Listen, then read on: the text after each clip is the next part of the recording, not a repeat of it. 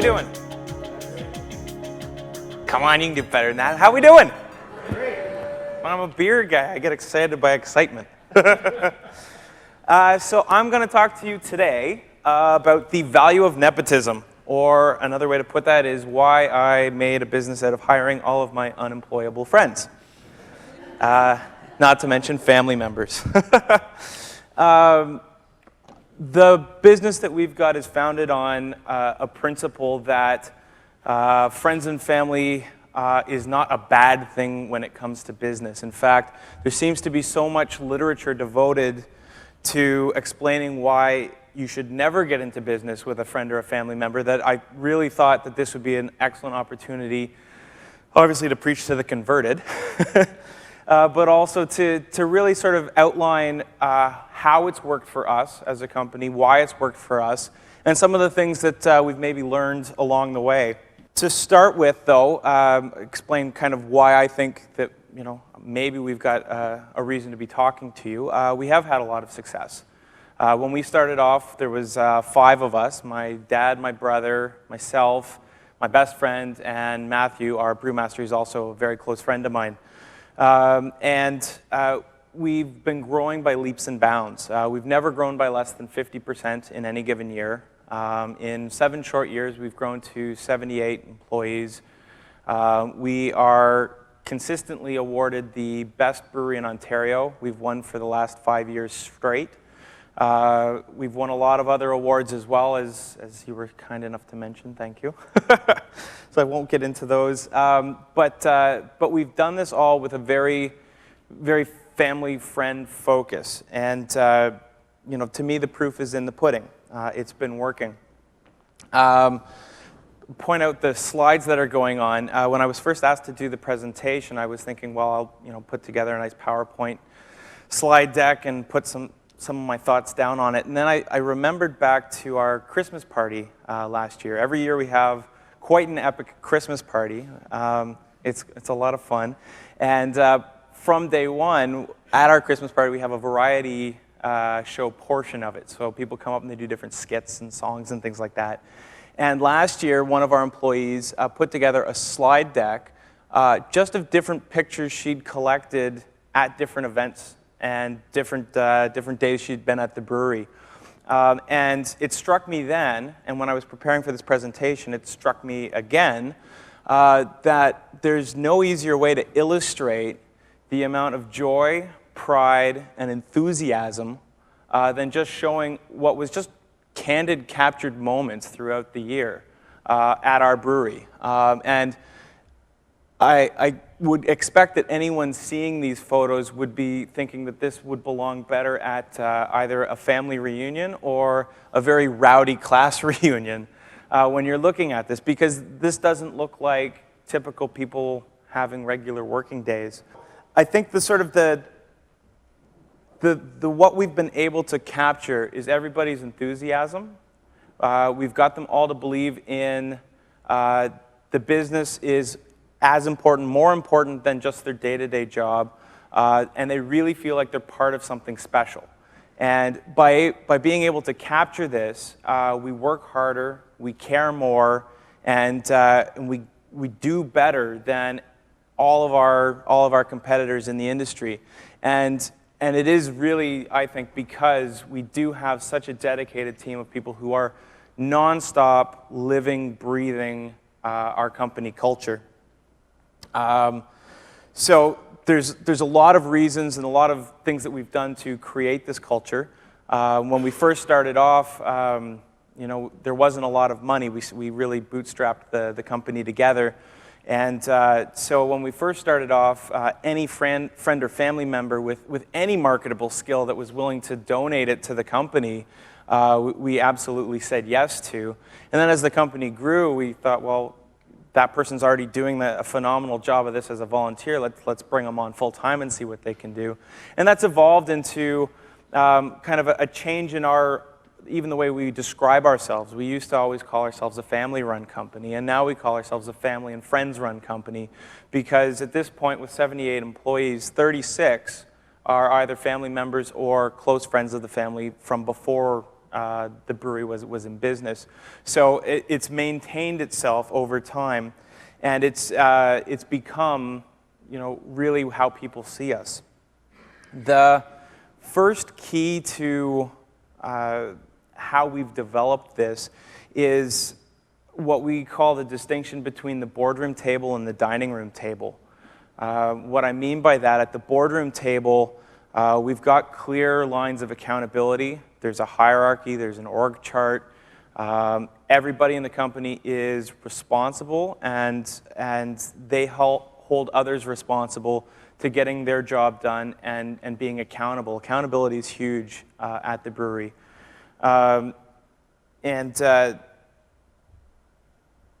There was also a conscious decision that said it's not good for anyone in the family to allow anyone in the family to not succeed. So if there was a problem where someone wasn't performing, or they weren't making the right decisions, we as a family and the friends around us decided that if we allow one person to mess it up, they're messing it up for everybody. So as difficult as it can be to have that tough conversation with someone to say, you know what, I see you trying, but you're not doing what we need you to do in that role, it was far worse in our perspective to allow the whole thing to collapse.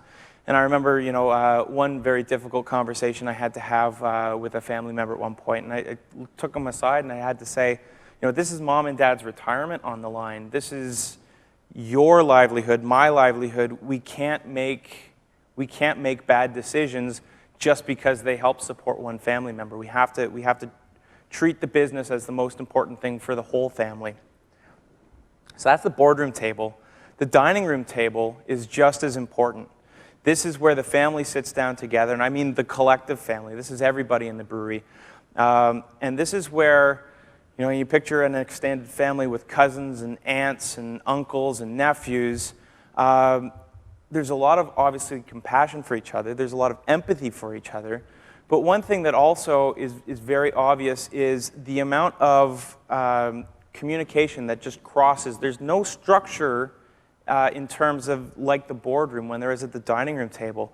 And this is where we really get the value of having dedicated friends and family at the brewery, because guess what? I would say a good chunk of these people wake up next to someone they work with. Then they go to work, and they're not at work, they're hanging out with their friends and family. And then after they leave the brewery, they go out for drinks, guess what? With people they work with who happen to be their friends and family. Then they go have dinner with family that's part of the brewery. And the whole cycle continues every day. And what happens is these people aren't all in the same function. So the traditional issues that a lot of businesses have, where marketing doesn't talk to sales and sales doesn't talk to production and production doesn't talk to anyone, this doesn't happen for us because the guy in production happens to be best friends with the guy in marketing. The guy in marketing happens to be married to the girl in special events. She happens to be really good friends with someone in communications. Everybody's talking across the lines, and we really have a way at the brewery to encourage these discussions to happen. And so while we've got the boardroom, which is the time where you have to be accountable for your actions, we've also got the dining room, which allows everybody to talk to everybody, and everybody gets excited because they get to hear the whole picture, and they get to feel like they're part of something because they are part of something. It's not something we have to manufacture or fake. People just intuitively know they're part of something that's bigger than this is just a job, even if it's a really great job.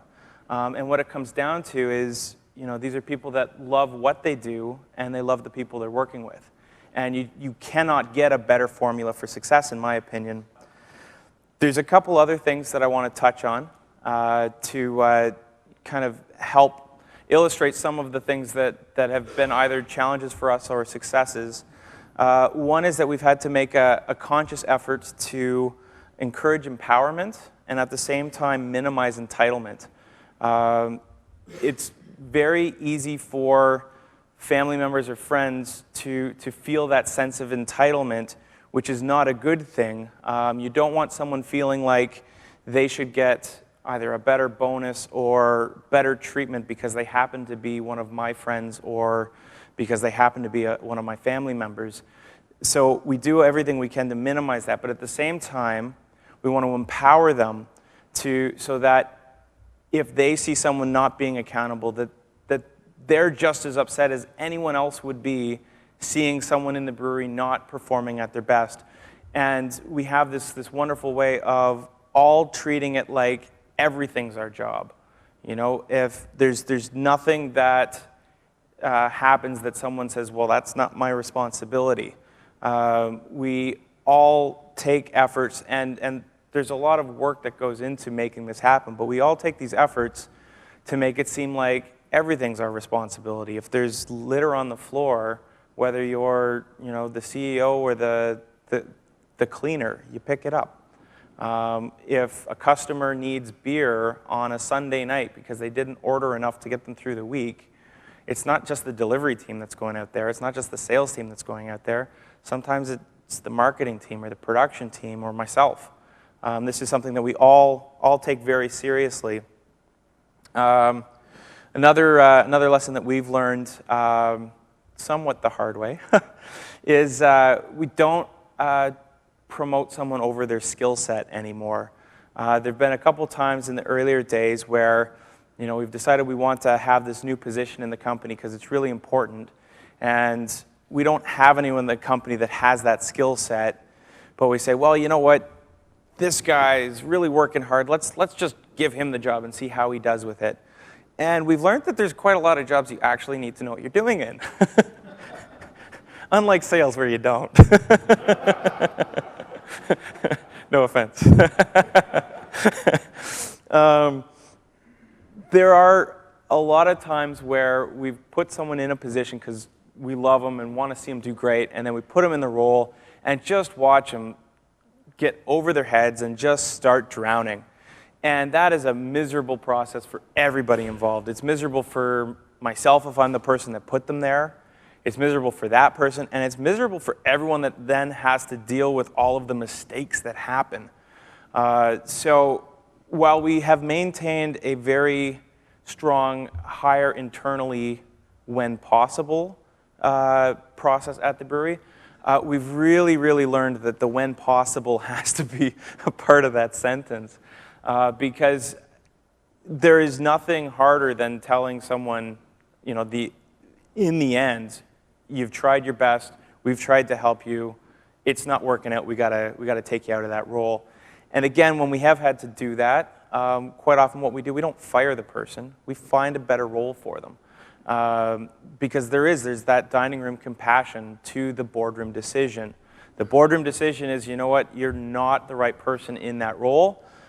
But the dining room says, well, you're not out on the street. Let's find you a place that's going to work better for you. But I've learned it's such a better idea to just not put them in a place where they're going to drown to start with. And it means making that tougher decision quite often up front. But we've learned a lot from it. Another thing that I've learned is to maintain this culture and to maintain kind of what you've been seeing in the slideshow. There has to be a recognition on my part, as well as everyone else's part, that the friendship side of this is incredibly important. And there have been times where I've forgotten that, and sometimes it's easier than you'd think. We're all living very busy lives, and you see these people day in and day out that you work with, and you sometimes forget, well, no, they're there because I hired them because they were one of my best friends. And it gets really easy at times to just get caught up in the day-to-day and to stop really using the friends, you start to feel like you're using friends as opposed to being friends.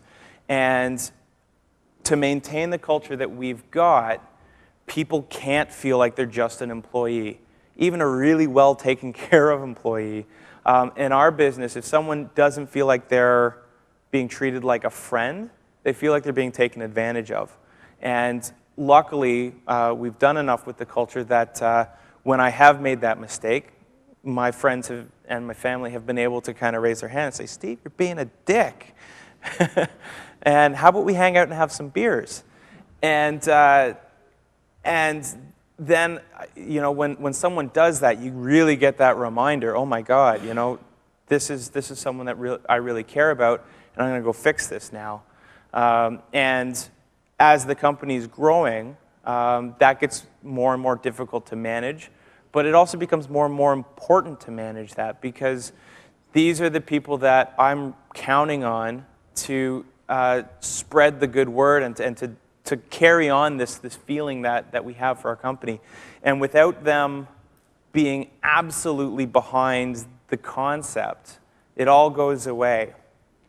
I'll leave you with one last piece of learning that I've taken, and that is, I mentioned earlier that we've got 36 out of 78 employees were friends before they started at the brewery, but I need to motivate all 78 of them.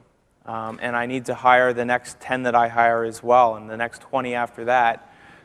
So another trap that I've been working hard, and I think everyone at the brewery's been working hard to avoid, is the idea that there's the inner circle of friends and family, and then there's the people you hired to help you out.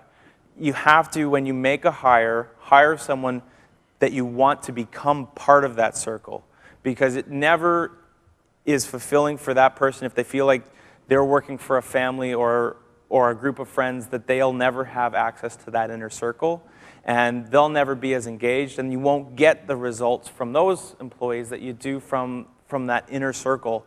And let's face it, you make a lot of friends when you run a brewery, but the true friends that are there, they need to be part of the company, and I can't have people at the company feel like, well, there's no point in trying hard for that promotion because it's going to go to one of Steve's friends. I have to have them feel that they are one of my friends, and so they've got just as much chance of getting that promotion as the next person. And promotion aside, that they're just happy working as hard as they possibly can in the role that they're in.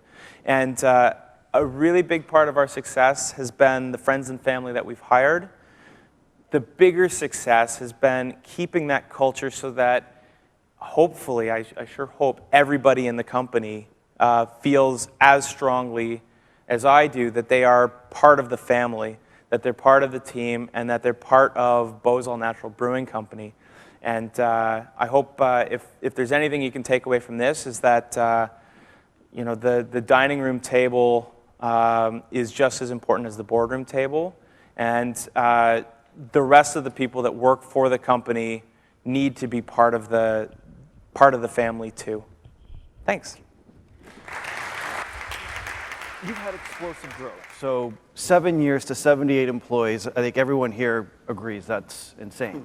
Myself included. But what you hit on something near the end is you're crossing that point where half your staff started as family and friends, that inner circle, and now you're starting to shift into that other phase. And to pick up what Chris talked about, that transition from an infant to a child, moving up to now close to your teens and tweens.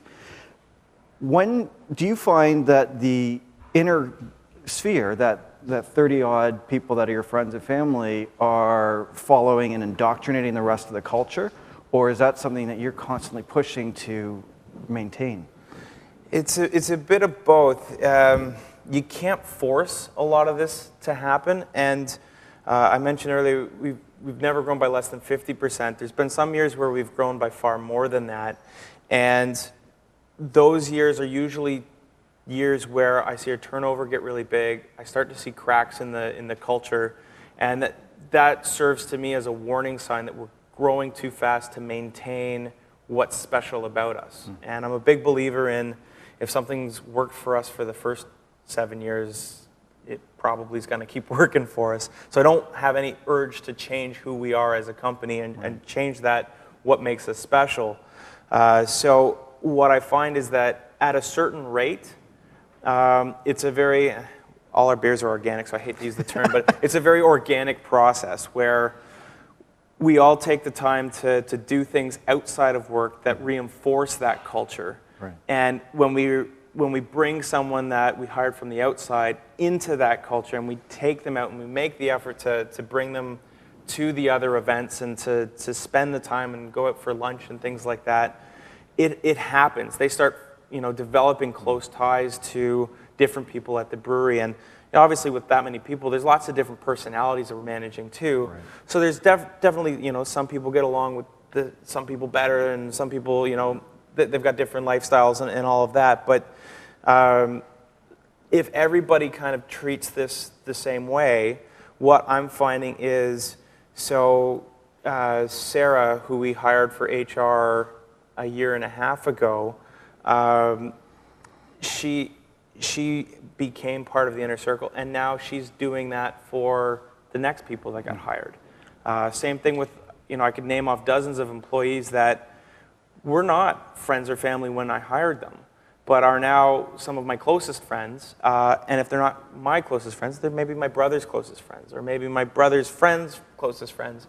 It doesn't all revolve around me, and that's I think another really important thing when it comes to this is that we also hired all my brother's unemployable friends, and we broadened out so that it's not all about any one of us. So they're starting to spin it out and absorb it. There's it's like sourdough. You think of it sourdough, it's alive, and you keep breaking it off to create new loaves. Yeah. And so you're building up these new people like your HR manager to take it to the next level. Exactly. That's awesome. Yeah. Thanks, Steve. Thank you. Cheers. Please.